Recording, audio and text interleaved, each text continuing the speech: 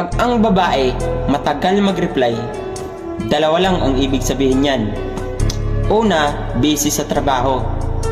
Pangalawa, meron na siyang iba or maganda ang topic niya sa kabila niyang account. Wow! Kasi ang babae pag nang cheat, hindi niya natin mahuli-huli kasi parang planado na.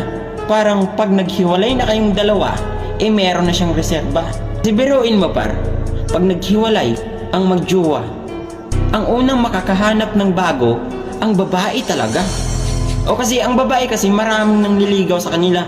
Girls, aminin. O di ba? Maraming nang nililigaw sa inyo at madali kayong makakahanap ng bago. Kami kasi mga lalaki, pag hiniwalayan kami ng isang babae na mahal namin, kami agad makamove on Talagang ilang taon pa talaga para makamove on kami. Kailangan pa namin ng mahabang oras para makamove on. Kayo, parang laruan lang kami sa buhay nyo. Kaya, ayun, yung ibang lalaki pumasok na lang sa bisyo kasi gusto nilang makalimutan ang nakaraan. Tama ba, boys? Kapag pisito ng mga mata, handa ng